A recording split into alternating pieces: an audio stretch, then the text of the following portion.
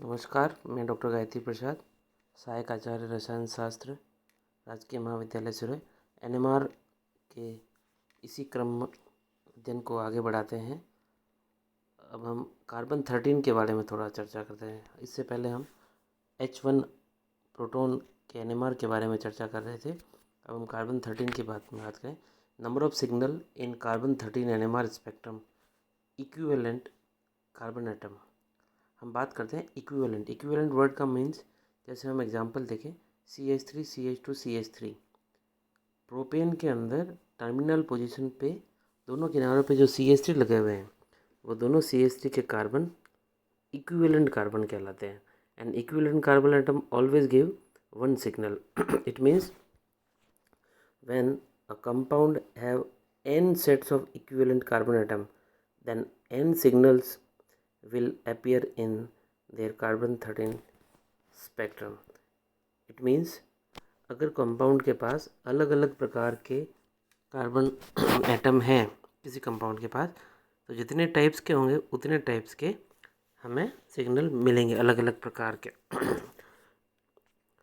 For example, जैसे acetone की बात करें CH3 CO CH3, इसमें एसीटोन के C डबल बॉन्ड O के दोनों तरफ CH3 हैं जो इक्विवेलेंट है। तो दोनों CH3 मिलकर एक जो इक्विवेलेंट CH3 है, ये कार्बन, ये एक पीक देंगे और C डबल बॉन्ड O वाला जो कार्बन है वह एक पीक देगा।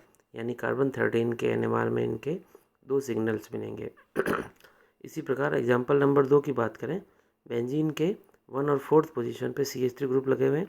दैट मीन्स वो दोनों CH3 इक्विवेलेंट है और जिस कार्बन से दोनों CH3 जुड़े हैं वो भी इक्विवेलेंट है, और उनके दोनों लेफ्ट एंड राइट में जो दो CH है वह भी इक्विवेलेंट है। दैट मीन्स इसके अंदर 1, 2 और 3 सिग्नल हमें मिलेंगे।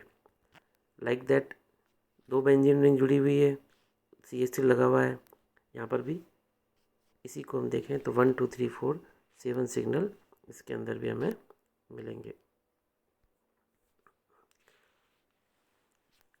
ये सारे एग्जाम्पल हैं जो कार्बन 13 में कार्बन की पीक्स को बता रहे हैं।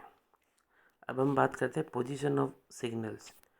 Position of signals in PMR proton magnetic resonance की बात करें, PMR spectrum tells about the nature of proton. That means a proton may be aromatic, allylic, vinylic, acetylic and attached to electron negative atom या electron withdrawing group. ये इतने types के proton के nature पे depend करता है कि कौन सा वाला है, और जितना होगा वो उसके सिग्नल्स अलग अलग प्रकार के हमें मिलेंगे। कि भाई इलेक्ट्रॉन डोनेटिंग ग्रुप के पास में अगर प्रोटॉन जुड़ा पड़ा हुआ है तो उसकी पोजीशन क्या होगी, और अगर वो इलेक्ट्रॉन डोनेटिंग के साथ है तो क्या मिलेगी, विड्रॉइंग के साथ है तो क्या मिलेगी। एक टर्मिनोलॉजी जो पहले हमने आपको बताई थी, केमिकल शिफ्ट, वह क्या होती है, it is a measured on delta scale or tau value in ppm part per million value. Chemical shift is distance between signal of TMS and signal of a particular proton. ये इसका mathematical equation बताया है, delta sample minus delta reference, जिसे हम TMS के form में कहते हैं कि रेफरेंस के फॉर्म में हम टाटा मिथाइल सिलेन को लेते हैं। उन दोनों का delta value divided by operating frequency in mega hertz. चुंबकीय आघूर्ण चुंबक का जो स्ट्रेंथ है मेगा हर्ट्ज में, वह हम उसकी फ्रीक्वेंसी जो ऑपरेट कर रहे हैं वो उसको डिवाइड करेंगे तो हमें ग्राफ जैसा दिखता है। देखना ध्यान से, इसकी वैल्यू 10 से 0 की तरफ जा रही है। 0 पे हमने TMS को रखा हुआ है, TMS से 10 की तरफ जाते हैं, TMS से यानी 0 से 10 की तरफ बढ़ रहे हैं तो उस फील्ड को हम डाउन फील्ड कहते हैं, और 10 से 0 की तरफ जा रहे हैं उसे हम अप फील्ड कहते हैं। अप फील्ड और डाउन फील्ड में सिग्नल मिल रहा है, वह पर्टिकुलर प्रोटॉन के नेचर पर डिपेंड करता है कि वह किस टाइप का है। According to fundamental NMR equation, हम फ्रीक्वेंसी को इस मैथमेटिकल इक्वेशन से मेजर कर सकते हैं, जहाँ पर म्यू फ्रीक्वेंसी ऑफ लाइट, जो रेडियो फ्रीक्वेंसी की लाइट हम यूज़ करते हैं, H0 जिसे हम strength of applied magnetic field कहते हैं, जो 1492 गॉस का होता है, और एक ही गामा, जिसे गायरोमैग्नेटिक रेशियो कहते हैं। Value of H0, that means strength of applied magnetic field is converted into equivalent frequency, units में कन्वर्ट कर सकते हैं हम इसे।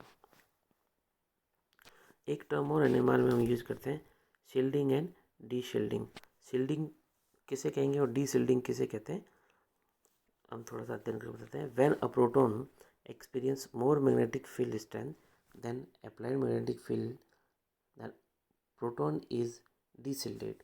It means induce magnetic field, जो एक सेकेंडरी मैग्नेटिक फील्ड अपने आप जनरेट हो रहा है, range force the applied magnetic field, वो उसके साथ जुड़ जाता है, तब हम कहते हैं कि ये पर्टिकुलर प्रोटॉन डीशिल्डेड है। लाइक दैट, माना हमने 10 हम बात करें 100 की बात करें, माना 100 यूनिट का हमने मैग्नेटिक फील्ड अप्लाइड किया और उस पर्टिकुलर कंपाउंड ने 10 यूनिट का मैग्नेटिक फील्ड अपने आप जनरेट किया। अगर डाउन फील्ड में है उस पर्टिकुलर मैग्नेटिक फील्ड, जिसे हम कहते हैं कि वो सदिश राशि होती है, वेक्टर क्वांटिटी है, तो उसकी कोई दिशा होगी, तो हम जो मैग्नेटिक फील्ड अप्लाइड कर रहे हैं उसका डायरेक्शन और उसने खुद ने जो जनरेट किया है सेकेंडरी मैग्नेटिक फील्ड, वो दोनों अगर जुड़ जाते हैं तो रेनफोर्स हो जाता है और वह डीशिल्डेड प्रोटॉन कहलाता है।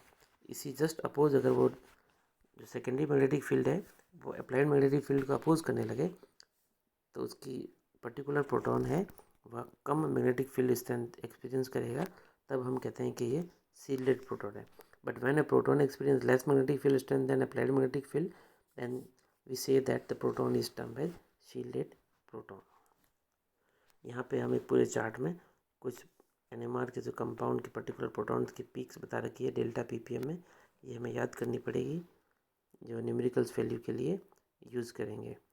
कल हम पढ़ते हैं अलग से एक एनिसोट्रोपिक इफेक्ट क्या होता है। Thank you.